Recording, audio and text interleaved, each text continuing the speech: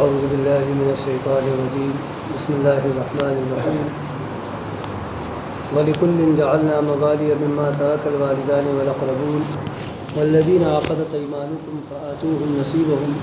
إِنَّ اللَّهَ كَانَ عَلَى كُلِّ شَيْءٍ شَهِيدًا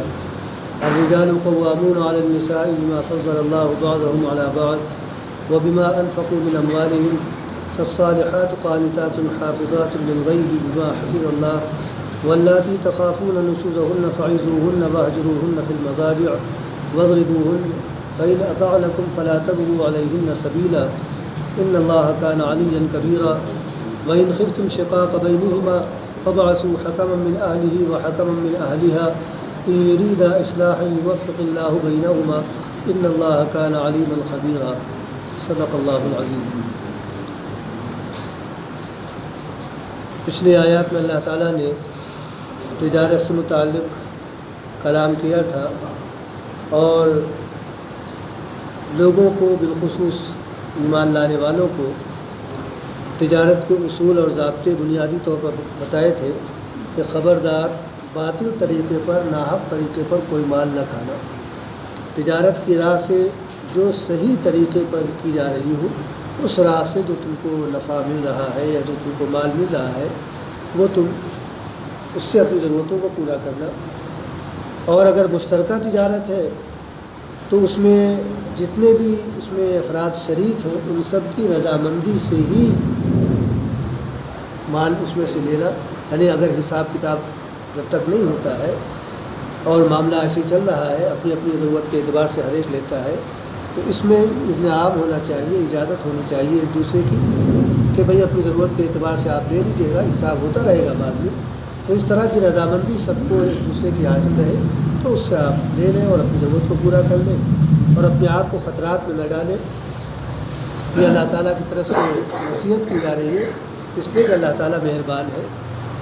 اور اگر کسی نے اس کے خلاف کیا تو ہم اسے جہنم رسید کریں گے.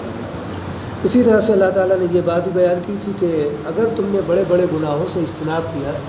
جو تم پر واضح کر دیے گئے, بتا دیا گیا کہ یہ بڑا گناہ ہے, یہ بڑا گناہ ہے, خبردار کہ اس کے قریب نہ آنا, تو اگر تم نے ان تمام گناہوں سے اپنے آپ کو بچایا تو جو تمہاری لغزشات ہیں, جو چھوٹے چھوٹے گناہ ہیں, ہم ان کو یہی نظر انداز کر دیں گے اور تم کو باعزت طریقے پر جنت میں داخل کریں گے. مزید یہ بھی کہا تھا کہ اللہ تعالیٰ نے جو ایک دوسرے پر فضل فرمایا ہے, ایک دوسرے کو کچھ عطا فرمایا ہے اپنی نعمت, تو اس کی آرزو مت کرنا اس اعتبار سے کہ بس یہ ہم کو مل جائے فلاں کے پاس نہ رہے, بلکہ اللہ تعالیٰ سے تم اس کا فضل مانگنا کہ جو تمہارے حق میں بہتر ہو اللہ تعالیٰ وہ تمہیں دے. اور ہم نے جو فیصلے کیے ہیں وہ یہ ہے کہ انسان جو بھی عمل کرے گا جس اعتبار سے اس اعتبار سے اس کو ملے گا. مردوں میں جو کچھ اعمال کیے جائیں گے, جو مرد اعمال کریں گے ان کو ان کے عمل کا صلہ ملے گا, جو عورتیں عمل کریں گی ان کو ان کا صلہ ملے گا, اور اللہ تعالیٰ ہر چیز کو جاننے والا ہے. یہ پچھلی آیات میں اللہ تعالیٰ نے بیان کیا تھا. ابھی جو آیات آپ کے سامنے پڑھی ہیں ان میں سے پہلی آیت میں تو اللہ تعالیٰ نے پیچھے جو احکامات گزرے میراث وغیرہ سے متعلق ان کی طرف اشارہ کیا ہے, اور اس کے بعد دوسری آیت اس میں اللہ تعالیٰ نے مردوں کی اہمیت کو واضح کیا ہے اور عورتوں کو کس انداز سے رہنا چاہیے یا ان کے اندر کیا علامتیں ہونی چاہیے, کیا خوبیاں ہونا چاہیے,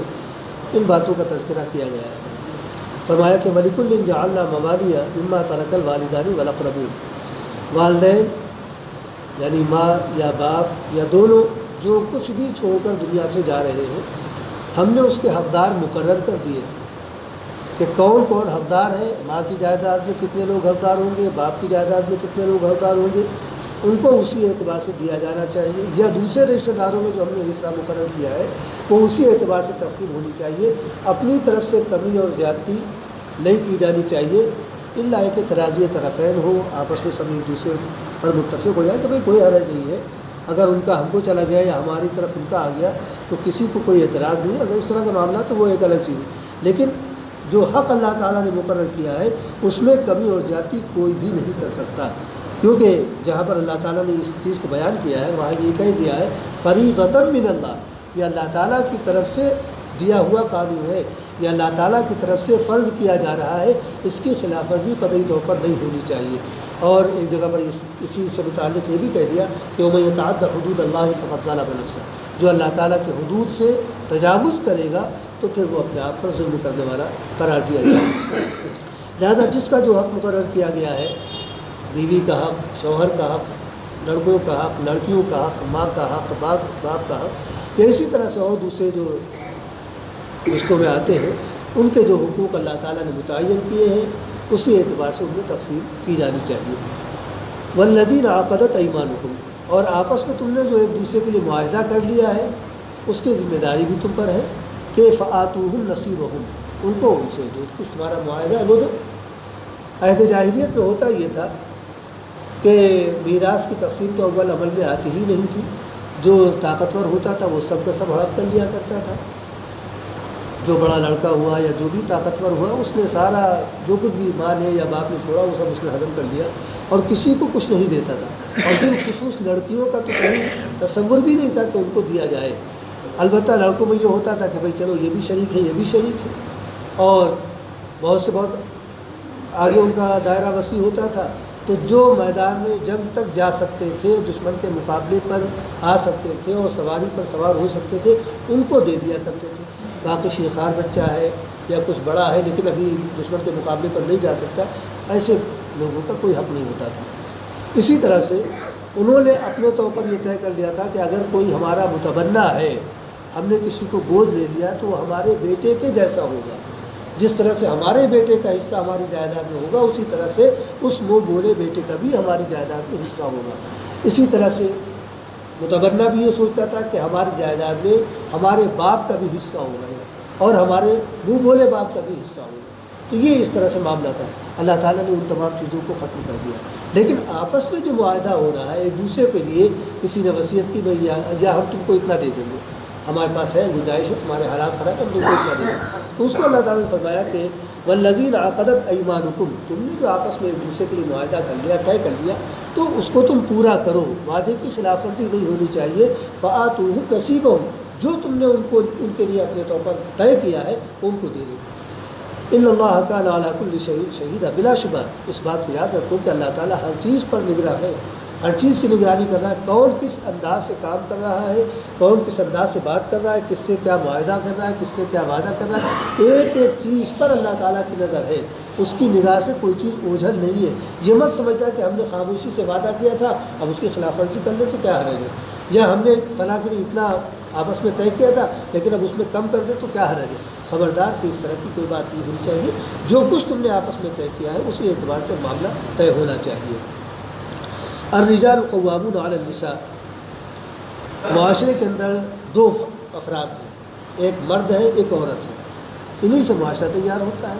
انہی سے ہماری دنیا آگے بڑھ رہی ہے اللہ تعالیٰ کے نظام کے مطابق. اب ان دونوں میں کون کم ہے کون زیادہ ہے یہ ہم نے آپس میں طے کر لیا کہ فلاں زیادہ ہے فلاں کم ہے، فلاں کا مرتبہ بڑھا ہوا ہے فلاں کا مرتبہ گھٹا ہوا ہے. نہ مردوں کا رتبہ بڑا ہے نہ عورتوں کا رتبہ بڑا ہے، دونوں بالکل برابر ہیں اپنی تخلیق کے اعتبار سے اور اپنی وضاقتہ کے اعتبار سے. جیسا کہ اللہ تعالیٰ نے فرمایا کہ یا ایھا الناس انا خلقناکم من ذکر و انثی وجعلناکم شعوبا وقبائل لتعارفوا. اے لوگوں، ہم نے تم کو ایک مرد اور ایک عورت سے پیدا کیا. تم ایک ماں باپ کی اولاد ہو. جس طرح سے ایک گھر کے اندر ماں باپ کی اولاد میں کوئی فرق نہیں کیا جاتا، باپ کوئی فرق نہیں کرتا اپنی تمام اولاد میں کہ یہ اولاد ہماری بہت ہمارے قریب ہے اور یہ اولاد ہم سے دور ہے، یا یہ لڑکی ہم سے دور ہے اور یہ لڑکا ہم سے قریب ہے. اس طرح کی کوئی تفریق سمجھدار قسم کے جو والدین ہیں کبھی نہیں کرتے. وہ تمام بچوں کو یکساں سمجھتے ہیں، ایک جیسا سمجھتے. دل کا معاملہ اپنی جگہ پر کسی بچے سے محبت زیادہ ہے، کسی بچے سے اس کے مقابلے میں کچھ کرو، وہ ایک الگ معاملہ ہے. لیکن ظاہری معاملات میں سارے بچے یکساں ہوتے ہیں، اور یہی نبی کریم صلی اللہ علیہ وسلم کا فرمان بھی ہے. ایک صحابی کا واقعہ ہے، حضرت نعمان ابن بشیر وہ اپنے ایک بیٹے کو اپنے ساتھ لے کر آئے، غلام لے کر آئے، اور انہوں نے نبی کریم صلی اللہ علیہ وسلم کے پاس پہنچ کر گویا آپ کو گواہ بنانا چاہا اس بات پر کہ اللہ کے رسول، ہم نے اپنے اس بیٹے کو جس کو ساتھ لے کے آئے تھے، ہم نے اپنے اس بیٹے کو اپنا یہ غلام عطیہ کر دیا، دے دیا، ہبہ کر دیا۔ تو نبی نے پوچھا کہ تم نے اپنے اور بچوں کے ساتھ بھی یہی انتظام کیا ہے، یعنی اور بچوں کو بھی تم نے غلام دیا ہے یا اسی کے مماثل کوئی چیز دی ہے؟ تو ان کے پاس چونکہ گنجائش نہیں، تو انہوں نے کہا نہیں، اللہ کے رسول ہم نے اوروں کے ساتھ تو یہ نہیں کیا ہے۔ تو آپ نے فرمایا اتقوا اللہ فی اولادکم، اتقوا اللہ واعدلوا فی اولادکم، اللہ سے ڈرو اور اپنے بچوں میں انصاف سے کام لو۔ تم نے ایک کو دیا اور دوسروں کو نظر انداز کر دیا، یہ ناانصافی ہے۔ انہوں نے فوراً غلام واپس لے لیا اس بچے سے، ابھی ہمارے پاس گنجائش نہیں، ہم تم کو نہیں دے سکتے، جب سب کے پاس سب کے لیے انتظام ہو جائے گا تب دیکھا جائے گا۔ تو یہ ہے اسلام کا قانون کہ تمام بچوں میں برابری ہونی چاہیے، کسی کے ساتھ ناانصافی نہیں۔ یہی وجہ ہے کہ جو میراث اللہ تعالیٰ نے بیان کی ہے وہ مرنے کے بعد کے لیے بیان کی ہے۔ اگر کوئی شخص اپنی زندگی میں اپنی اولاد میں اپنے مال وغیرہ کو تقسیم کرنا چاہتا ہے تو اس وقت تقسیم کا طریقہ یہ ہے کہ لڑکی اور لڑکا سب برابر ہیں، کسی کو کم اور کسی کو زیادہ نہیں دیا جا سکتا۔ یعنی کہ ترکے میں چونکہ لڑکی کا لڑکے کے مقابلے میں آدھا ہے، تو ہم اپنی زندگی میں بھی اگر تقسیم کر رہے ہیں تو لڑکی کو آدھا دیں لڑکے کے مقابلے پر نہیں، جتنا ہم لڑکے کو دیں گے اتنا ہی لڑکی کو ہمیں دینا ہے۔ یہ ہے انصاف۔ اتقوا اللہ واعدلوا فی اولادکم، اللہ تعالیٰ سے ڈرو، اپنے بچوں میں انصاف کرو۔ لڑکی کو اگر آدھا دیا جائے گا زندگی میں تو لڑکی کا دل چھوٹا ہوگا، وہ یہ سوچے کہ ہاں بھائی ہم لڑکی ہیں، ہماری حیثیت کیا ہے،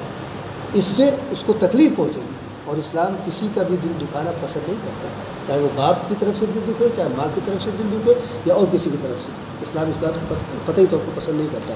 اسی وجہ سے اس نے یہ نظام بنایا کہ اگر زندگی میں کوئی شخص اپنی میراث کو تقسیم کرنا چاہتا ہے، یعنی اپنے مال و اسباب کو تقسیم کرنا چاہتا ہے، تو لڑکی اور لڑکا سب کو برابر برابر دیا جائے۔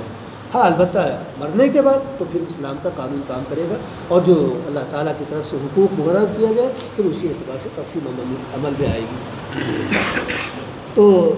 تمام انسان ایک ماں باپ کی اولاد ہیں، لہذا کسی قسم کی کوئی تفریق نہیں ہونی چاہیے، سب برابر ہیں، تمام مرد برابر، تمام عورتیں برابر۔ اور ان اکرمکم عند اللہ اتقاکم، البتہ عمل کے اعتبار سے اللہ تعالیٰ کے احکامات پر ان کی تعمیل کے اعتبار سے بہرحال جو جتنا عمل کرے گا اس اعتبار سے وہ اللہ تعالیٰ کے قریب بڑھتا جائے گا، اور اس اعتبار سے وہ تقویٰ گویا اس کے اندر پایا جائے گا۔ تو یہ تو وہ چیز ہے جس کو ہم اور آپ، ہمارے پاس کوئی پیمائش نہیں کہ ہم ناپ سکیں، پیمانہ کوئی نہیں ہمارے پاس، یہ اللہ تعالیٰ ہی جان سکتا ہے کہ کون اللہ تعالیٰ کے زیادہ قریب ہے اور کون اللہ تعالیٰ سے دور ہے۔ لیکن کچھ ایسی چیزیں ہوتی ہیں کہ جن کے ذریعے سے کسی کو افضل اور کسی کو مفضول قرار دیا جاتا ہے، چنانچہ اسی اعتبار سے اللہ تعالیٰ نے یہاں پر بیان کیا کہ الرجال قوامون علی النساء، اللہ تعالیٰ کی طرف سے یہ قانون ہے کہ عورتوں پر مردوں کو قوام بنایا گیا ہے۔ قوام کا مطلب سنبھالنے والا، نگرانی کرنے والا اور نظام چلانے والا، تدبیر کرنے والا، یعنی گھر کا نظام چلانے والا۔ جس طرح سے ایک ملک کو چلانے کے لیے ایک بادشاہ کی ضرورت ہوتی ہے، ایک مدبر کی ضرورت ہوتی ہے کہ ملک کا انتظام سنبھالے، قبائلی انتظام میں بھی ایک سردار کی ضرورت ہوتی ہے جس کے ماتحت تمام لوگ رہیں اور جس کی بات مانیں، اسی طرح سے گھریلو زندگی میں بھی اللہ تعالیٰ نے یہی نظام رکھا کہ گھر کا کوئی سربراہ ہونا چاہیے جس کے ماتحت تمام لوگ رہیں اور جس کی بات مانی جائے۔ چنانچہ اس کے لیے اگر عورت کا انتخاب کیا جاتا تو عورت کے اندر وہ صلاحیت نہیں ہے، اور وہ دور رسم رائج اخذ کرنے کی اس کے اندر صلاحیت نہیں، وہ دوربین نگاہ نہیں اس کے اندر کہ جو معاملات کو اچھی طرح سے گہرائی سے سمجھ سکے۔ اور بچے تو بہرحال بچے ہیں، ابھی ان کو کیا تجربہ کس طرح کا، اس لیے اللہ تعالیٰ نے مردوں کو اس کی ذمہ داری دی کہ تم چونکہ اپنے اندر اہلیت رکھتے ہو، اپنی خلقت کے اعتبار سے بھی، اپنے فیصلوں کو نافذ کرنے کے اعتبار سے بھی، اور عقلی صلاحیت کے اعتبار سے بھی، جسمانی اعتبار سے اور اعصاب کے اعتبار سے تمہارے اندر عورت کے مقابلے میں زیادہ مضبوطی ہے، لہٰذا تم کو قوام یعنی نگراں بنایا جاتا ہے اپنے تمام گھر والوں کا، اور بالخصوص عورتوں پر۔ تم کو کہ عورتیں چونکہ ناقص العقل ہے، وہ صحیح طور پر فیصلہ نہیں کر سکیں گی، لہٰذا ان کی نگرانی تمہارے سپرد کی جاتی ہے۔ الرجال قوامون علی النساء، اور یہ قوام کیوں بنایا گیا، مرد کو سربراہ کیوں بنایا گیا، بما فضل اللہ بعضهم علی بعض، اللہ تعالیٰ نے جو ایک دوسرے پر فضیلت دی ہے اس کے پیش نظر مرد کا انتخاب کیا کہ اس کو ہی قوام بنایا جائے، اس کو ہی نگراں بنایا جائے فضیلت کے اعتبار سے۔ ایک تو یہ کہ خلقت کے اعتبار سے بہرحال مرد عورت کے مقابلے میں افضل ہے، اللہ تعالیٰ نے اس کے اندر جو طاقتیں دی ہیں، جو صلاحیتیں دی ہیں، اور جو اس کے اندر اللہ تعالیٰ نے اور بھی صفات رکھی ہے، وہ عورتوں کے اندر نہیں ہے۔ تو اس اعتبار سے چونکہ مرد فائز بنتا ہے عورت کے مقابلے میں، ایک تو وجہ یہ، دوسری وجہ یہ ہے مرد کو قوام بنانے کی یا نگراں بنانے کی، وہ بما انفقوا من اموالہم، یہ مرد ہی تو ہے جو اپنے مال کو عورتوں پر خرچ کرتے ہیں، عورت تو مال خرچ نہیں کرتی، مرد ہی اپنا مال خرچ کرتا ہے۔ عورت تو ہر جگہ پر گویا دوسرے کی نگرانی میں رہتی ہے، جب تک باپ کے گھر میں ہے باپ اس کا ذمہ دار ہے، اس کے تمام اخراجات کا، کھانا کپڑا دوا علاج جو بھی ضرورت ہے باپ اس کا ذمہ دار، خدا نخواستہ باپ نہیں ہے تو بھائیوں کی ذمہ داری ہے کہ اپنی بہن کو جو بھی اس کی ضرورتیں ہیں جائز طریقے پر ان ضرورتوں کی تکمیل کرے۔ نکاح یعنی شادی کے بعد شوہر کی نگرانی میں آ جاتی ہے، اب شوہر کی ذمہ داری ہے کہ اس کی جو بنیادی ضرورتیں ہیں لال نفقہ وغیرہ، کھانا کپڑا وغیرہ، مکان وغیرہ، یہ اس کا انتظام کرے، اس کی ذمہ داری ہے۔ اور اخلاقی طور پر دوا علاج کا بھی انتظام شوہر کے ذمہ رکھا ہے، اخلاقی طور پر وہ اس میں اس کی ذمہ داری میں آتا نہیں، باقاعدہ اسلامی اس میں اصول کے اعتبار سے اخلاقی طور پر ذمہ دار شوہر ہوتا ہے کہ بھائی دوا علاج کی بھی جو ضرورت ہوگی وہ ہم ہی کریں گے، ظاہر ہے کہ بیچاری کہاں جائے گی، کس سے کہے گی، اس کے ہاتھ میں پیسہ ہے نہیں ہے، وہ کس طرح سے اگر ضرورت پڑتی ہے دوا کی تو کیا کریں گے۔ لہٰذا اخلاقی طور پر مرد ذمہ دار ہے کہ وہ اس کے گھر کو دیکھ رہی ہے، اس کے بچوں کو دیکھ رہی ہے، خود اس کی خدمت کر رہی ہے، تو اس کے سلے میں اس کے ساتھ کچھ تو رعایت ہونی چاہیے، لہٰذا اس رعایت کے اعتبار سے۔ اور وَبِمَا أَنفَقُوا مِنْ أَمْوَالِهِمْ میں مرد مہر دیتا ہے، اپنا مال اس نے خرچ کیا مہر کی صورت میں، پھر اس کے نان نفقے کی ذمہ داری اس نے دی، اس پر نان نفقہ واجب ہوتا ہے کہ معروف طریقے پر، بھلے طریقے پر عورت کی بنیادی ضرورتوں کو وہ پورا کرے، کہ اس کو پیٹ بھر یعنی کھانا دے اور تن ڈھکنے کے لیے کپڑا دے، اس کے سر پر چھت کا انتظام کرے، عزت کے ساتھ وہ رہ سکے، یہ بنیادی طور پر مرد کی ذمہ داری ہے۔ جو بھی نکاح کر رہا ہے اس کی ذمہ داری میں یہ تین چیز آتی ہے، نان نفقہ اور سکنا۔ تو یہ اس اعتبار سے چونکہ مرد اپنا مال خرچ کر رہا ہے، لہٰذا اس کے بدلے میں گویا اللہ تعالیٰ نے اس کو فوقیت دی کہ پھر وہ حاکم بنے عورت کا اور اس کی نگرانی کرے اور اس کے ماتحت عورت رہے۔ فالصالحات قانتات حافظات للغیب بما حفظ اللہ، چنانچہ جو نیک عورتیں ہوتی ہیں، اچھی عورتیں ہوتی ہیں،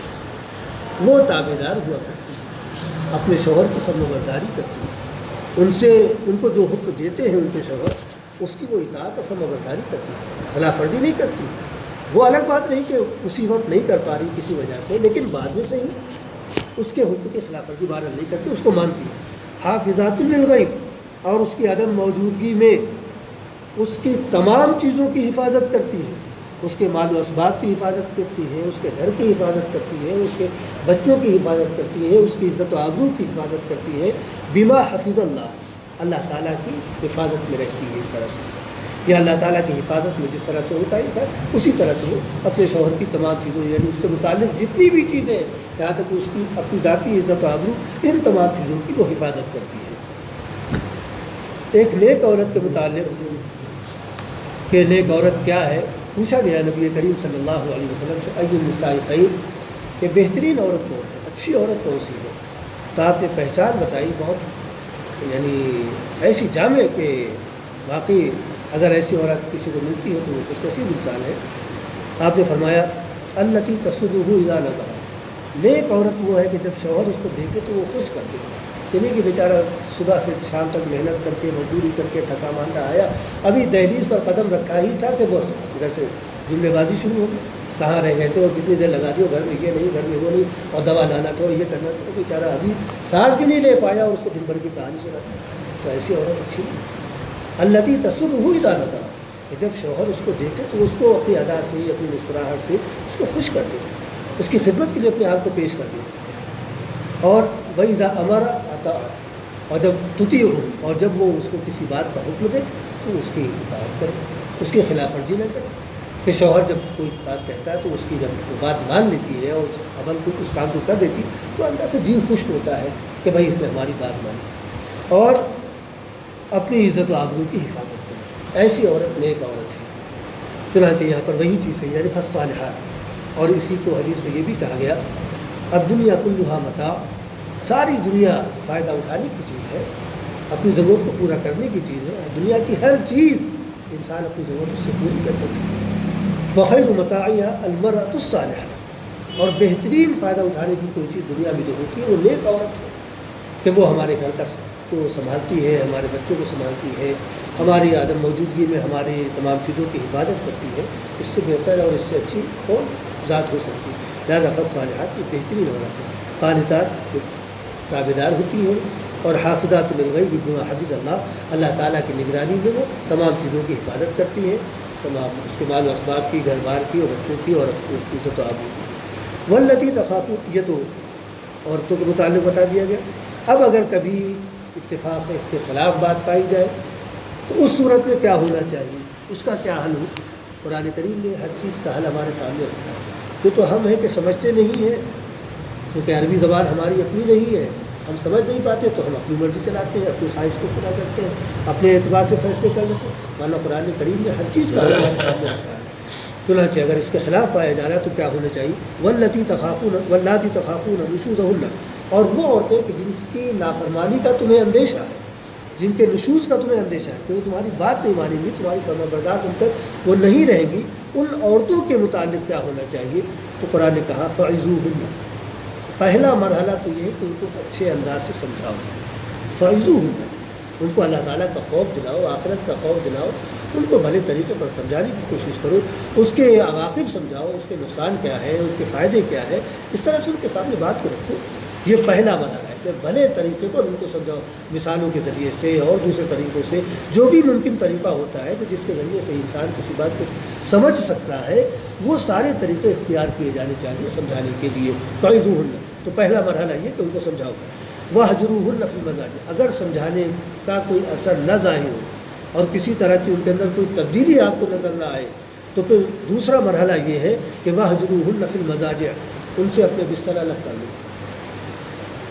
ان کا بستر الگ، اپنا بستر الگ، اس طور پر کہ پھر اس کو ہو سکتا ہے احساس ہو کہ تمہاری ناراضگی اس کے دل پر اثر انداز ہو، اور وہ اپنے آپ کو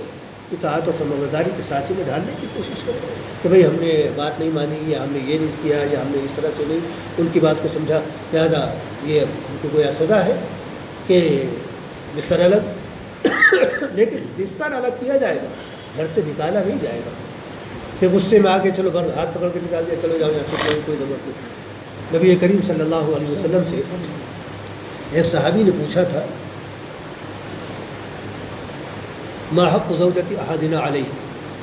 اللہ کے رسول نے بتائی کہ ہماری بیویوں کا ہم پر کیا حق ہے؟ تو آپ نے فرمایا تھا ان تطعمها اذا طعمت، جب تم کھانا کھاؤ، جس معیار کا کھانا کھاؤ اس معیار کا کھانا اس کو کھلاؤ، جو بھی آپ کا معیار ہے۔ آپ اگر 5 اسٹار ہوٹل میں کھاتے ہیں تو اسی معیار کا اس کو کھلائیے، چاہے وہیں سے لا کے کھلائیے جو بھی، لیکن معیار پھر وہی ہونا چاہیے، یعنی کہ آپ تو 5 اسٹار ہوٹل میں کھایا، اس بیچارے سے کہا چٹنی پیس لو کھا لو، تو یہ نہیں ہونا چاہیے۔ معیار آپ اللہ طے کیجیے، اس کے اعتبار سے اس کو کھانا کیجیے۔ وَتَكْسُوَهَا إِذَا اكْتَسَيْتَ،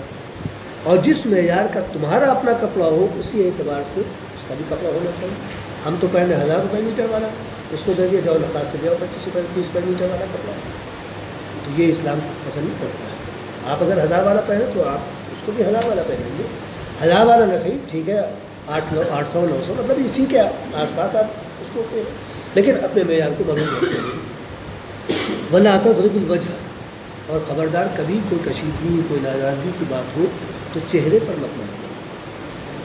اللہ تعالیٰ نے لقد خلقنا الانسان فی احسن تقویم فرمایا کہ ہم نے انسان کو اپنی پسندیدہ شکل و صورت پر پیدا کیا، تو چہرے پر مارنے کا مطلب یہ ہے کہ اللہ تعالیٰ کی پسندیدہ چیز کو ہم پسند نہیں کر رہے ہیں، اس لیے اس کا چہرے پر مار کر بگاڑنے کی کوشش کر رہے ہیں۔ لہٰذا آپ نے فرمایا وَلَا تَضْرِبُ الْوَجْهَ، چہرے پر خبردار کبھی نہیں مارنا،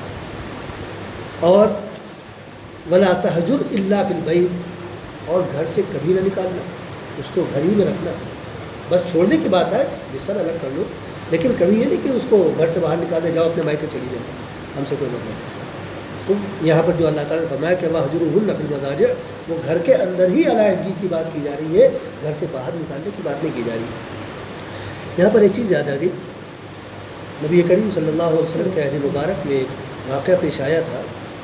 غالباً ہو سکتا ہے کہ اسی بلکہ ہو سکتا نہیں اسی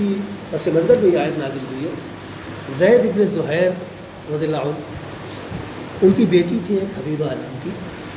انہوں نے حضرت ربیع رضی اللہ عنہ سے ان کی شادی کر دی، شادی ہو گئی، رخصتی ہو گئی، سب ہو گیا، اب کچھ اختلاف مزاجوں میں ہوا، انبن ہوتی رہی، معاملے کو دفعہ دفعہ کیا جاتا رہا۔ ایک دن حضرت ربیع رضی اللہ عنہ کو غصہ آ گیا، انہوں نے زوردار تماشا مار دیا حضرت حبیبہ رضی اللہ عنہ کی۔ انہوں نے اپنے باپ سے شکایت کی کہ بھئی آج انہوں نے ہمیں بہت زور سے تماشا مارا ہے۔ رسول اللہ صلی اللہ علیہ وسلم کے پاس وہ اپنی بیٹی کو لے کر آئے، حضرت زید بن زہیر، شکایت کی کہ حضرت ربیع نے اس طرح سے مار دیا تماچا۔ تو آپ نے ان کو، حضرت حبیبہ رضی اللہ عنہ کو حق دیا کہ جس طاقت سے ربیع نے تمہارے منہ پر تماچا مارا ہے، تم کو حق ہے، اختیار ہے کہ اسی طاقت سے تم ان کے تماچا مار کے اپنا بدلہ لے لو۔ چنانچہ یہ دونوں چلے اس خیال سے کہ چلے بدلہ لے لیں۔ ابھی یہ کچھ دور گئے تھے دونوں کہ اللہ تعالیٰ کی طرف سے یہی آیت نازل ہوئی، فوراً بلایا آپ نے اور یہ کہا کہ ہلکی مار دی جا سکتی ہے، زبردست قسم کی مار نہیں دیا، گویا مارنے کا فیصلہ جو آپ نے دیا تھا وہ منسوخ کر دیا کہ مارو نہیں۔ اور یہ جو کہا قرآن نے وَاهْجُرُوهُنَّ فِي الْمَضَاجِعِ، بس علیحدگی کرو، بستر الگ کر لو، مارنے کو آپ نے ختم کر دیا کہ اب مارنے کی اجازت نہیں، مناسب نہیں۔ اور نہ اس سلسلے میں شوہر سے کسی قسم کی کوئی اس کے خلاف کارروائی کی جائے گی کہ اس سے پوچھ گچھ کی جائے کیوں مارا اور کیسے مارا۔ حدیثوں میں یہ بات کہی ہے کہ شوہر سے یہ نہیں پوچھا جائے گا کہ اس نے اپنی بیوی کو کیوں مارا، لیکن شرط یہ ہے کہ حق کے ساتھ اگر اس نے مارا ہے تو، اگر ظالمانہ طریقے پر مارا ہے، ظلماً مارا ہے، تو یقیناً اس کو انصاف دلایا جائے گا بیوی کو اور اس سے بدلہ لیا جائے گا۔ تو بہرحال یہاں پر 3 طریقے بیان کیے جا رہے ہیں کہ جن عورتوں سے نافرمانی کا اندیشہ ہے، پہلا مرحلہ تو یہ ہے کہ ان کو سمجھا بجھا کر سیدھے راستے پر لانے کی کوشش کرو۔ اگر وہ اس طرح سے نہ سمجھے تو پھر وَاهْجُرُوهُنَّ فِي الْمَضَاجِعِ، علیحدگی اختیار کر لو بستروں میں۔ اگر اس پر بھی باز نہ آئے تو وَاضْرِبُوهُنَّ، ہلکی مار کہ جس سے جسم پر نشانات نہ پڑے، ہڈی وغیرہ کوئی نہ ٹوٹے، بس ٹھیک ہے، سزا کے طور پر ہلکی چوٹ دے کر ان کو مارا جائے۔ ہو سکتا ہے کہ اس کے ذریعے سے وہ سمجھ میں آ جائے ان کے اور وہ راہ راست پر آ جائے۔ فَإِنْ أَطَعْنَكُمْ، ان میں سے جس طریقے پر بھی وہ سدھر جائے، ان کے اندر تبدیلی پیدا ہو جائے، وہ تمہاری اطاعت اور فرمانبرداری پر آمادہ ہو جائے، فَلَا تَبْغُوا عَلَيْهِنَّ سَبِيلًا، تو اب ان کے خلاف کسی قسم کی کارروائی کرنے کے راستے اور بہانے نہ تلاش کرو کہ کوئی ذرا موقع دیکھے اور پھر ہاتھ پیر چھوڑ دے۔ مرچا تیز ہو گیا تو اٹھا پٹک شروع کر دی، نمک تیز ہو گیا تو اٹھا پٹک شروع کر دی۔ فَلَا تَبْغُوا عَلَيْهِنَّ سَبِيلًا، خبردار پھر اب ان کے خلاف کسی قسم کا کوئی بہانہ نہیں تلاش کرنا چاہیے کہ ان پر ظلم کیا جائے، ان کے ساتھ زیادتی کی جائے، یا ان کو مارا جائے، یا ان کو ڈانٹ ڈپٹ ان کے ساتھ کی جائے۔ اس طرح کا کوئی طریقہ نہیں ہونا چاہیے۔ ان اللہ کان علیٰ کبیرہ، خبردار اگر وہ کمزور ہے تو اس کے اوپر اللہ تعالیٰ کی ذات ہے جو انتہائی طاقت والی بھی ہے اور سب سے بڑی وہ ذات ہے۔ اور یہ سمجھ لینا کہ پھر وہ انتقام خود لے گا۔ اور آپ نے بے شمار جگہوں پر سنا ہوگا، یاد بھی ہے آپ کو، کہ نکاح کے موقع پر جو 3 آیات نبی کریم صلی اللہ علیہ وسلم نے جن آیتوں کا انتخاب کیا، ان تینوں آیتوں میں اتقوا کا لفظ آیا ہے۔ یا ایھا الناس اتقوا ربکم، یا ایھا الذین آمنوا اتقوا اللہ حق تقاتہ، یا ایھا الذین آمنوا اتقوا اللہ وقولوا قولا سدیدا۔ تینوں آیتوں میں اتقوا کا لفظ ہے۔ اللہ تعالیٰ سے ڈرو۔ خوشی کا موقع ڈرنے کی کیا بات ہے؟ خوشی ہے، خوشی کا اظہار کریں گے، اچھلے کودیں گے؟ نہیں، خوشی کے موقع پر ایسا نہ ہو کہ غفلت میں پڑ جاؤ اور خوشی میں اللہ تعالیٰ کو فراموش کر دو اور اس کے قوانین کو فراموش کر دو اور اپنی منمانی کرنے لگو۔ خبردار اللہ تعالیٰ سے ڈر کر رہنا، جس کا جو حق ہے اس کا حق ادا کر کے اپنی زندگی پوری کرتا۔ یہ نہیں ہے کہ خوشی ہے تو بس جو جی چاہا کر لیں۔ تو یہ تینوں جگہوں پر اتقوا کا لفظ آیا، یہ اسی لیے آیا کہ اس کو کمزور سمجھ کر اس کے ساتھ ظلم نہ کرنا، زیادتی نہ کرنا، تلفی نہ کرنا، یا اور کسی طرح کا کوئی طریقہ اختیار نہ کرنا۔ وَإِنْ خِفْتُمْ شِقَاقَ بَيْنِهِمَا، اگر تم کو ان دونوں کے درمیان، اب یہ پوری مسلم برادری کو یہاں پر مخاطب کیا جا رہا ہے کہ وَإِنْ خِفْتُمْ شِقَاقَ بَيْنِهِمَا، اگر زوجین کے درمیان، میاں بیوی کے درمیان تم کو اس بات کا اندیشہ محسوس ہو رہا ہے کہ یہ دونوں علیحدہ ہو جائیں گے، یعنی نکاح کا رشتہ باقی نہیں رہے گا، ختم ہو جائے گا، فَابْعَثُوا حَكَمًا مِّنْ أَهْلِهِ وَحَكَمًا مِّنْ أَهْلِهَا، تو تمہاری ذمہ داری ہے کہ ایک حکم ان میں سے لے لو، ایک حکم ان کے خاندان سے لے لو، یعنی عورت کے خاندان سے بھی ایک حکم جس کو تم مناسب سمجھو، جو ذی علم ہو، صاحب علم ہو، جس کے اندر قوت فیصلہ ہو، اس کو تم لے لو، اور اسی طرح سے مرد کے خاندان سے بھی جو دور رس نگاہ رکھتا ہو، جو فیصلہ کرنے کی طاقت رکھتا ہو، اس کو حکم بنا لوں، دونوں میں سے ایک ایک حکم کو لے لوں اور ان دونوں کے حوالے معاملے کو کر دوں کہ بھئی آپ دونوں مل کر معاملے کو سمجھا دیں۔ اب ان کی ذمہ داری ہوگی کہ شوہر کے پاس بھی جائے، حالات سنیں کیا معاملہ ہے، پھر بیوی کے پاس جائے، اس سے معلومات حاصل کریں کہ بھئی کیا معاملہ ہے، کیوں اختلافات اتنے بڑھ گئے کہ تو ان دونوں کے درمیان نوبت علیحدگی کی پہنچ رہی ہے، دونوں سے معلومات کریں، پھر تحقیق کریں کہاں تک سچائی، کہاں تک کیا ہے، اور پھر اس کے بعد دونوں کو ملانے کی کوشش کریں۔ چنانچہ آگے اللہ تعالیٰ نے فرمایا ان یریدا اصلاحا یوفق اللہ بینہم، اگر یہ دونوں حکم دونوں کے درمیان اصلاح چاہتے ہوں گے، یہ سوچتے ہوں گے نیک نیتی کے ساتھ کہ بھئی رشتہ ٹوٹنے نہ پائے، یہ رشتہ باقی رہے، مقدس رشتہ ہے، یہ وہ رشتہ ہے جو زمین پر بھی ہے اور آسمان پر بھی ہے، نکاح ہی ایک ایسا رشتہ ہے جو زمین پر بھی ہوتا ہے اور آسمان پر بھی ہوگا، اللہ تعالیٰ حضور سے نکاح کرے گا۔ اس کے علاوہ کوئی ایسا حکم اللہ تعالیٰ کا نہیں جو زمین پر پایا جا رہا ہو اور آسمان پر بھی پایا جائے اس کے علاوہ۔ لہذا ان دونوں کی ذمہ داری ہے کہ یہ نیک نیتی کے ساتھ دونوں سے ملے، دونوں کی باتیں سنیں، اختلافات کی تحقیق کریں، اور اس کے بعد جس کے اندر کمی پا رہے ہیں، جس کی طرف سے تلفی پا رہے ہیں، اس کو سمجھا بجھا کر سیدھے راستے پر لائیں، اس کو بتائیں کہ یہ ذمہ داری ہے، تم کو اس طرح سے کرنا چاہیے، عورت میں کمی پائی جائے تو عورت کو سمجھائیں، مرد میں کمی پائی جائے تو اس کو سمجھائیں، بہرحال جس میں بھی کمی ہے اس کو سمجھا کر اسے راہ راست پر لانے کی کوشش کریں۔ اگر ان کے اندر نیک نیتی پائی جا رہی ہے اور وہ واقعی اصلاح چاہتے ہیں تو یوفق اللہ بینہما، اللہ تعالیٰ دونوں میں میل ملاپ کر دے گا، اللہ تعالیٰ حالات کو سازگار بنا دے گا اور دونوں کے دلوں میں پھر ایک دوسرے کی محبت پیدا ہو جائے گی، اور اگر ان کے اندر بدنیتی ہوگی تو پھر اس کے اثرات بھی پڑیں گے اور معاملہ ختم ہی ہو جائے گا۔ لہذا کسی کو بھی حکم بنانے سے پہلے اس کے حالات کا جائزہ لے لیا جائے، واقعہ وہ مخلص ہے اور کسی سے اس کی کوئی یعنی شوہر سے یا بیوی سے کسی قسم کی کوئی رنجش یا اس طرح کا کوئی معاملہ تو نہیں، اس کے بعد اس کو حکم بنایا جائے۔ اب آگے حکم بنانے کے بعد ان کے اختیارات کیا ہوں گے؟ اگر مان لیجئے وہ طلاق پر متفق ہوتے کہ بھئی معاملہ اتنا خراب ہو چکا ہے کہ طلاق ہی بہتر ہے، تو پھر طلاق ان کے دینے سے ہوگی یا خود ہو جائے گی، کیا وہ ایک الگ بحث ہے جو تفصیل جاتی ہے۔ ان یریدا اصلاحا یوفق اللہ بینہما، اگر یہ دونوں اصلاح چاہتے ہوں گے تو اللہ تعالیٰ موافقت پیدا کر دے گا دونوں کے درمیان، اور اگر نہیں تو معاملہ بہرحال اپنے انجام کو پہنچے گا۔ ان اللہ کان علیما خبیرا، بلا شبہ اللہ تعالیٰ باخبر ہے، اللہ تعالیٰ خوب جانتا ہے کہ کون کس نیت سے کام کر رہا ہے، کون کیا چاہتا ہے، کس کے اندر اخلاص ہے، کس کے اندر اخلاص نہیں ہے، ان تمام چیزوں کی خبر اللہ تعالیٰ کو ہے۔ اگر یہاں پر کسی نے ایک دوسرے کے ساتھ دھوکے بازی کی، ایک دوسرے کو فریب دینے کی کوشش کی، تو اللہ تعالیٰ کو وہ فریب نہیں دے سکتا ہے، اللہ تعالیٰ کے ساتھ دھوکے بازی نہیں کر سکتا ہے۔ قیامت کے دن اللہ تعالیٰ اس سے اس کی باز پرس کرے گا۔ تو یہ آیات ہیں عائلی یعنی خاندانی جو تعلقات ہوتے ہیں ان کے متعلق، اور بالخصوص گھریلو جو زندگی ہے میاں بیوی کے درمیان، ان سے متعلق حالات بیان کیے گئے ہیں۔ اگر ان چیزوں کو سامنے رکھا جائے تو بہت سارے مسائل حل ہو جائیں، اور یہاں پر جو اللہ تعالیٰ نے حکم وغیرہ کی بات کی ہے تو وہ اس لیے کی ہے کہ گھر کی بات پہلے گھر ہی میں طے ہو جائے، معاملہ آگے بڑھنا ہی نہیں چاہیے، آپس ہی میں معاملہ طے کر لیں ایک دوسرے سے، کسی نے سمجھانے بجھانے اور مارنے کی ہلکی چوٹ کے ساتھ اجازت دی گئی تو معاملہ گھر ہی میں حل ہو جائے۔ اگر گھر میں حل نہیں ہو رہا ہے تو پھر چلیے آپ خاندان کے اندر آ جائیے، ایک دوسرے کے حکم مقرر کر لیے جائے، خاندانی کے اندر معاملہ طے ہو جائے۔ اگر اس کے بعد بھی معاملہ نہیں بنتا تو پھر عدالت میں بات پہنچے گی اور وہاں پہ قاضی دونوں کے دلائل سنے گا، دونوں کی باتیں سنے گا، پھر شریعت کی روشنی میں وہ فیصلہ کرے گا۔ تو اگر ہم قرآن کریم کو واقعی اس کے احکامات پر پوری طرح سے ایمانداری کے ساتھ عمل کریں تو بے شمار مسائل ہم آپس میں خود ہی حل کر سکتے ہیں، نہ ہم کو کسی سالس کی ضرورت پڑے گی، نہ کسی حکم کی ضرورت پڑے گی، نہ محکمہ یعنی عدالت میں جانے کی ضرورت پڑے گی، ہم اپنے معاملے کو قرآن کی روشنی میں حل کر سکتے ہیں۔ مگر شرط یہ ہے کہ ہمارے اندر بھی اخلاص ہو، دوسرے کے اندر بھی اخلاص ہو، اور مخلصانہ طریقے پر دونوں قرآن کریم